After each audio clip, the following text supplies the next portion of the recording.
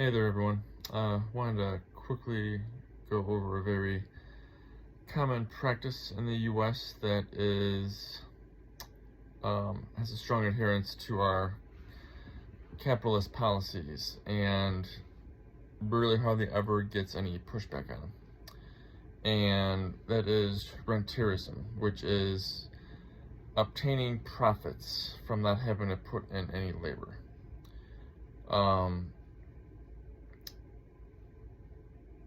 So this pretty much applies to a large variety of things. So, like, you're a shareholder, you are getting profits from not putting in any labor. You're going to meetings, so you do put in a little bit of work for going to shareholder meetings and stuff, but generally speaking,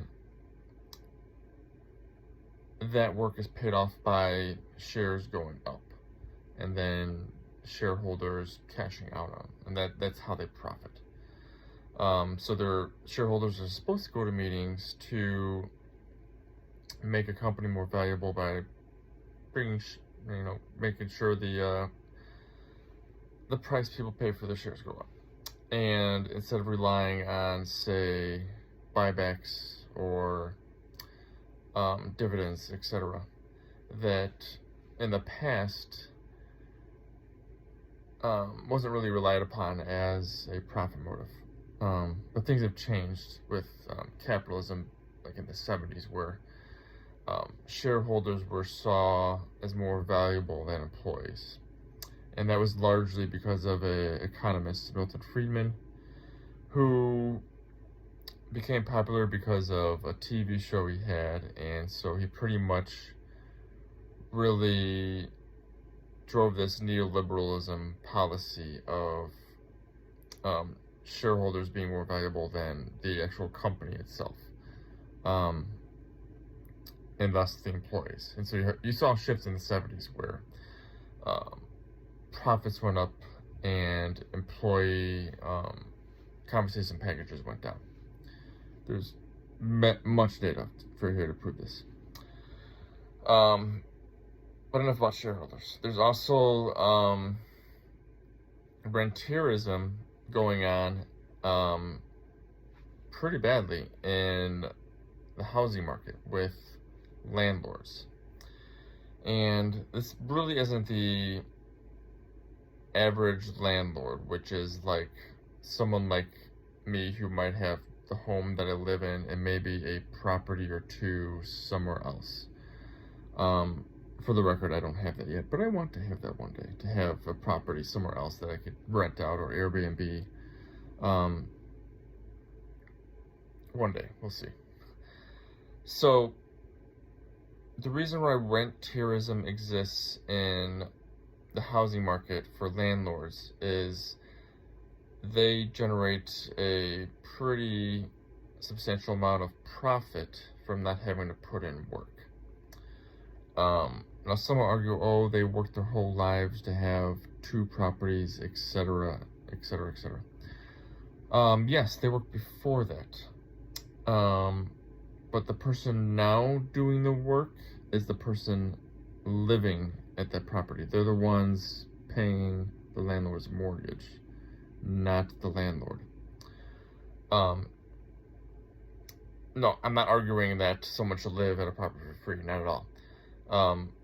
What I am going to lay out here are rentierism practices, which even Adam Smith, the founder of capitalism, was largely against and said could be the downfall of capitalism, is for charging for things that benefits the landlord and not the renter.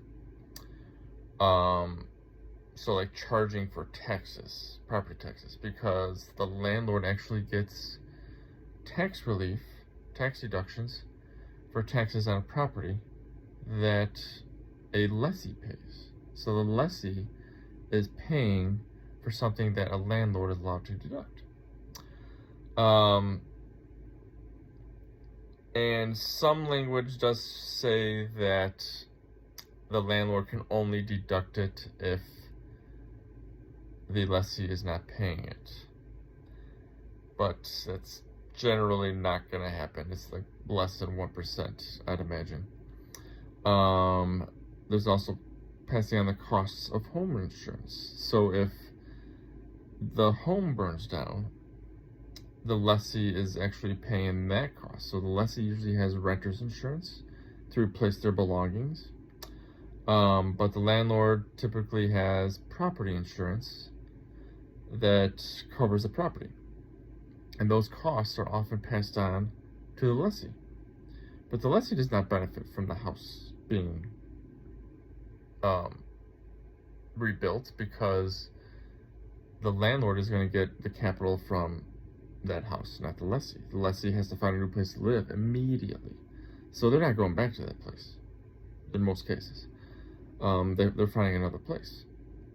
And then there's also mortgage interest that is deductible, and that is also passed on to the lessee. So these are all costs that the lessee pays that the landlord gets to deduct. So they're getting free tax deductions that somebody else is paying for. It's insane. Like, the fact that this has gone on for this long and like doesn't get addressed, it just boggles my mind. And as somebody who wants to be a landlord one day, I cannot fathom charging somebody something like that. Like, I'll charge market value minus the interest that I pay and the taxes and the insurance. Because in good conscience, I'm not going to charge somebody for something that I'm getting tax deductions on. And maybe charge for any maintenance that might come up, so that those are covered in the rental agreement. And I realize it's not something that could change right away, because it would pretty much cripple the market if all of a sudden laws were instituted. But there are ways to put like gradual changes in, like drop in one thing at a time, like maybe the smallest portion, which would be the insurance part, then later on the taxes part, then the interest part. That way, lessees are just paying the mortgage portion of the landlord's bill, which makes the most sense.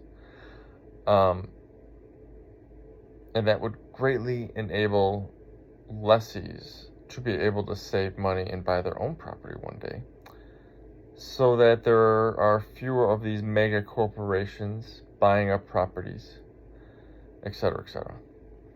Anyways, this video is getting very long, and I just wanted to touch up on that because it's a part of capitalism that people accept without questioning. And that is cult-like behavior. There's no critical thinking involved in this. People just accept it and move on. Lessees pay it.